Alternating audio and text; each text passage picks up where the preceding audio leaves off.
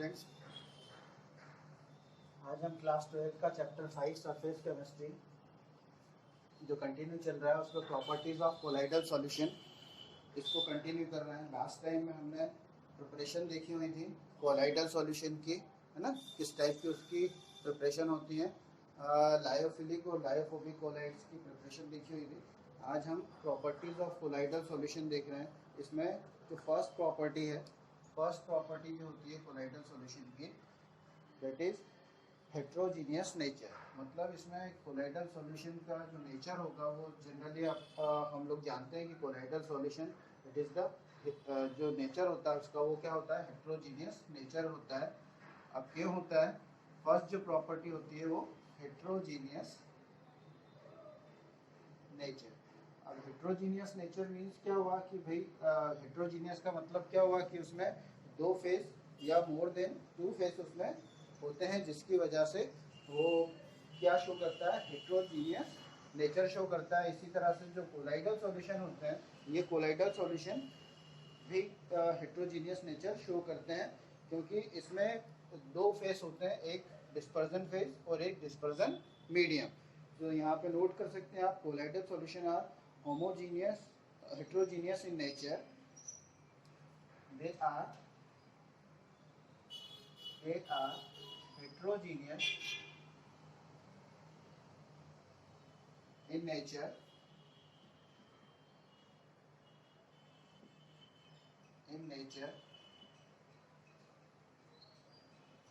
they consist of two phase,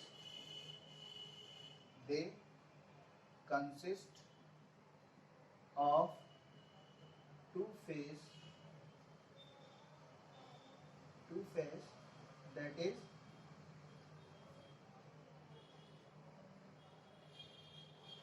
dispersed phase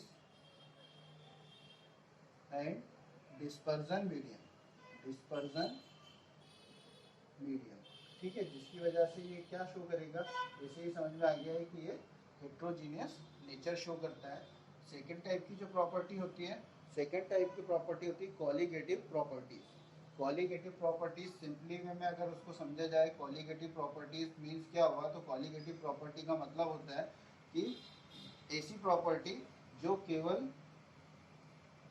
solute पर depend करती है उसको कहा जाता है कॉलीगेटिव प्रॉपर्टी, जो कि केवल सॉल्यूट के नंबर ऑफ सॉल्यूट पर डिपेंड कर रही है, ना कि उसके नेचर पर। उस टाइप की प्रॉपर्टी को कहा जाता है colligative property.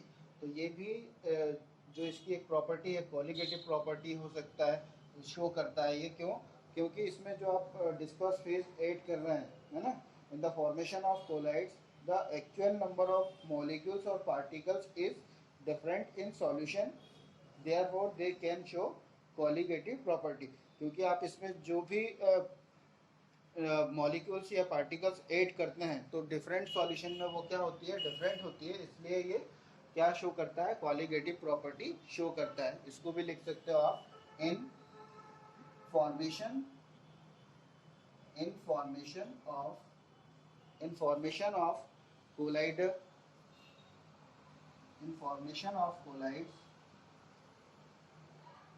the actual number of molecules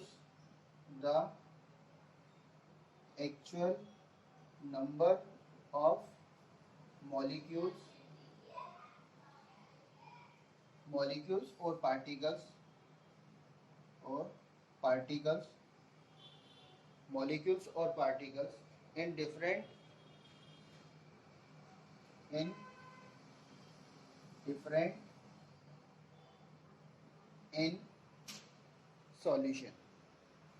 in solution, means क्या हुआ, therefore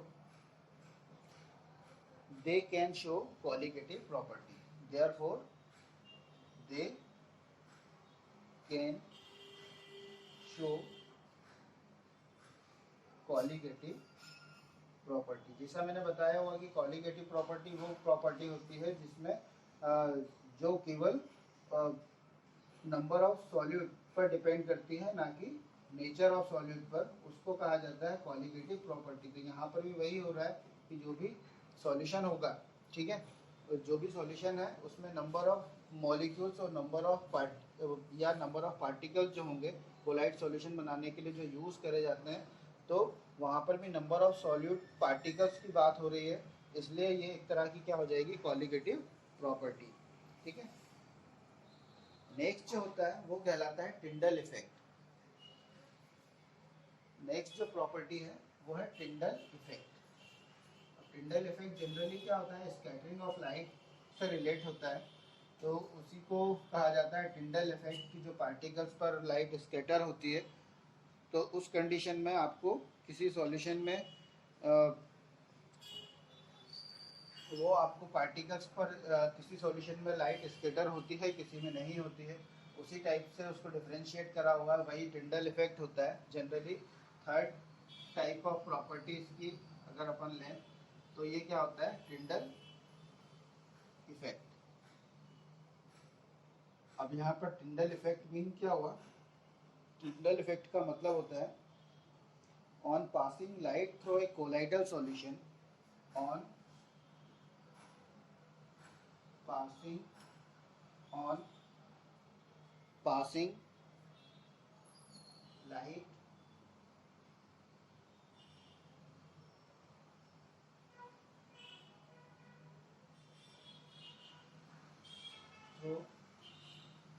through a colloidal solution, through a colloidal solution, through a colloidal solution, the path is light, the path is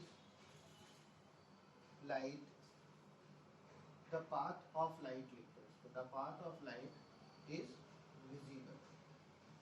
मतलब वहाँ पर क्या होगा कि जो लाइट का पाथ होगा वो आपको विजिबल होगा, किसमें, कोलाइडल सॉल्यूशन में जब आप लाइट को पास करते हैं। This effect is called,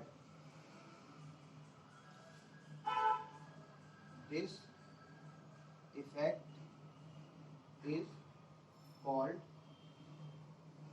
Tyndall effect, this effect is called Tyndall effect. अब ये इफेक्ट होता किस वजह से है, this effect is due to scattering of light, scattering of light, यही चीज आपको ध्यान में रखना है। ठीक है, स्कैटरिंग ऑफ लाइट। अब जो टिंडल इफेक्ट है, सिंपली मैंने आपको बताया कि जो पार्टिकल्स होते हैं उस पर लाइट क्या होती है, स्कैटर होती है। तो जो लाइट आप फोकस कर रहे हैं वो उसका पाथ आपको विजिबल होता है ना। किसी सॉल्यूशन में विजिबल होता है, किसी सॉल्यूशन में विजिबल नहीं होता है। तो इसकी जो प्रॉपर्टी होती है कोलाइडल सॉल्यूशन की, टिंडल इफेक्ट जिसको कहा जाता है।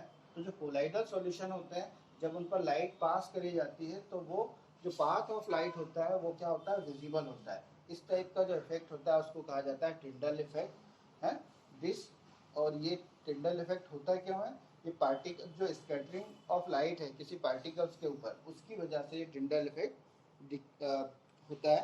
और जनरली सिंपली वे में, और उसको मैं आपको बता देता हूँ कि जो टिंडल इफेक्ट को किस तरह से आप समझ सकते हैं डायमेट्रिकली, उसको अब मैं बता रहा हूँ आपको कि फॉर एग्जांपल यहाँ पर आप क्या है, ये सोर्स ऑफ लाइट है, ये आपने क्या लिया हुआ है, सोर्स ऑफ लाइट, इसको अपन ने कहा हुआ है सोर्स ऑफ लाइट।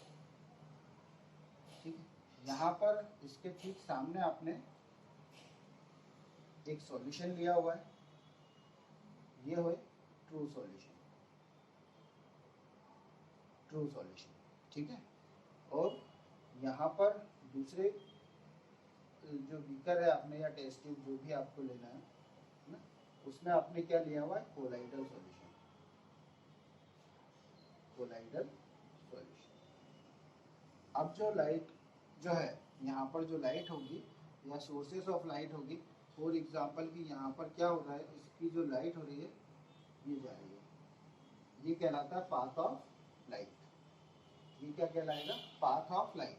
अब इसमें जो सॉल्यूशन है ना, जो ट्रू सॉल्यूशन होता है उसमें जो पार्टिकल्स होते हैं वो तो जो रेंज को बिलोंग करते हैं वो कोलाइडल रेंज में नहीं आते हैं, मतलब वहाँ पर पार्टिकल्स इतने छोटे होते हैं कि जो लाइट आप यहाँ पर पास कर रहे हैं, है ना, तो वो उन पार्टिकल्स पर स्केटर ही नहीं होती, टकराती ही नहीं है ना। अगर वो टकराती नहीं है तो इस कंडीशन में वहाँ पर ये जो पाथ होगा ये आपको विजिबल नहीं होगा, ये पाथ आपको विजिबल नहीं होगा, यहाँ पर किसी तरह का पाथ नहीं दिखेगा। लेकिन ये लाइट जब कोलाइडल सॉल्यूशन पर आती तो यहाँ पर इससे बड़े पार्टिकल्स होते हैं ट्रू सॉल्यूशन के अकॉर्डिंग। ट्रू सॉल्यूशन जो है उसके पार्टिकल से ज़्यादा यहाँ पर पार्टिकल्स की साइज बड़ी होती है। तो ये जो लाइट का जो फोकस है ना, इन पार्टिकल्स पर स्कैटर करती है, जिसकी वजह से जो पाथ हो लाइट का वो आपको यहाँ पर कोलाइडल सॉल्यूशन में क्लियर सीन होता है, या वहाँ पर आप उसको क्लियरली देख सकते हैं। ठीक है, तो यहाँ पर इस सॉल्यूशन में क्या हो रहा है, स्कैटर ऑफ लाइट, यहाँ पर स्कैटर ऑफ लाइट, और यहाँ पर क्या हो रहा है, no scatter of light, no scatter of light, है ना। अब ये जो है आपका ट्रू सॉल्यूशन है, ये कोलाइडल सॉल्यूशन है, ये पूरा फिनोमेना जो कहलाता है इसको कहा जाता है टिंडल इफेक्ट। क्लियर। तो ये यहाँ पर आप इसको अच्छी तरह से देख लीजिएगा, समझ लीजिएगा। हाँ, थर्ड जो नेक्स्ट जो प्रॉपर्टी है वो होती है ब्राउनियन मूवमेंट। ब्राउनियन मूवमेंट मतलब जो पार्टिकल का जो मूवमेंट होता है वो क्या होता है, जिगजैग टाइप का मूवमेंट होता है। अगर वो सॉल्यूशन में पार्टिकल्स प्रेजेंट हैं तो उनका जो मूवमेंट होगा किसी भी तरह से हो सकता है, वही जो मूवमेंट होता है उसी को कहा जाता है ब्राउनियन मूवमेंट। तो नेक्स्ट जो प्रॉपर्टी होगी इसकी वो कहलाती है ब्राउनियन मूवमेंट। Brownian movement. अब ब्राउनियन मूवमेंट क्या होता है उसको भी आप अच्छी तरह से यहाँ पर समझ लें कि एक जिगजैग लाइक जो होता है उसमें मोशन होता है वो, है ना, zigzag motion of colloidal particles. मैं लिख देता हूँ, zigzag motion of colloidal particles, of collider particles, zigzag motion of collider particles is known as Brownian movement, is known as Brownian movement। उसी को क्या कहा जाता है, ब्राउनियन मूवमेंट कहा जाता है। ठीक है। अब जो जिगजैग मोशन जो है, तो जिगजैग मोशन अगर आप देखोगे तो जो जिगजैग मोशन है उसके लिए एक चीज और होती है कि जो जिगजैग मोशन हो रहा है उसी को आप क्या कह रहे हैं, ब्राउनियन मूवमेंट कह रहे हैं पार्टिकल्स का। हाँ, तो इसमें एक चीज और होती है कि जो ब्राउनियन मूवमेंट होता है ना, वो किसी भी पार्टिकल के नेचर पर डिपेंड नहीं करता है। जो जब वो डिपेंड करता है तो उसके लिए साइज और सॉल्यूशन की विस्कोसिटी पर डिपेंड करता है। तो यहाँ पर एक चीज और लिख सकते हैं, this movement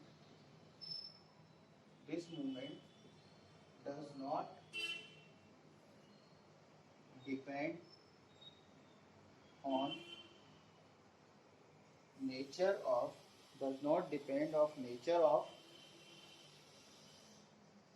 nature of colloids,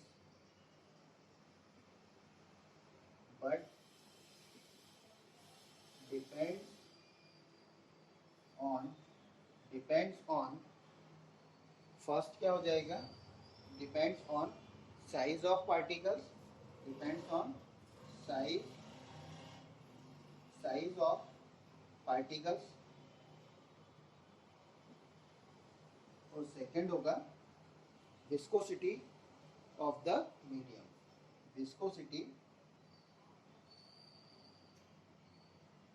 of the medium. ठीक है।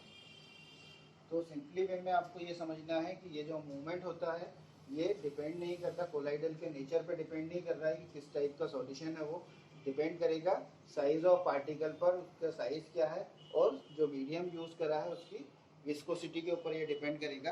अब सिंपली मैं यहाँ पर इसको थोड़ा डायग्राम के अकॉर्डिंग आपको बता देता हूँ कि जिगजैग मोशन जो होता है ना, जिगजैग मोशन को ये क्या कहा हुआ है, ब्राउनियन मूवमेंट कहा हुआ है। तो डायग्राम के अकॉर्डिंग उसको आप समझ लें कि ब्राउनियन मूवमेंट क्या होगा। जैसे फॉर एग्जांपल आपने ये कुछ कंटेनर लिया हुआ है जिसमें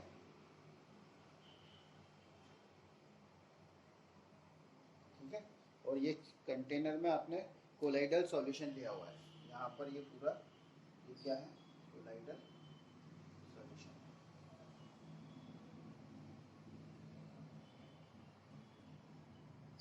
ठीक है, यहाँ पर आपने माइक्रोस्कोप ले लिया है जिससे आप उसको देखेंगे।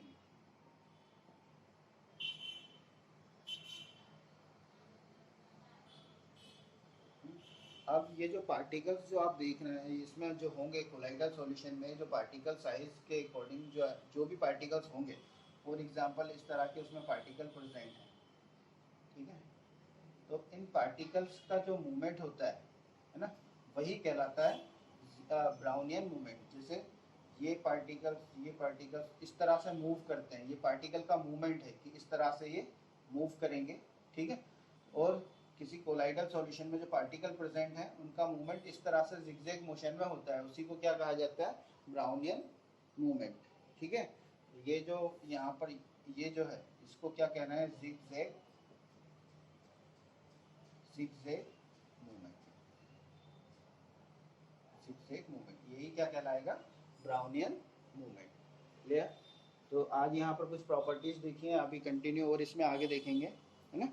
अच्छी तरह से इसको प्रिपेयर करिएगा, काफ़ी इंपॉर्टेंट चीज़ है properties of colloidal solution. At last channel को सब्सक्राइब करें, लाइक करें, शेयर करें। Thank you.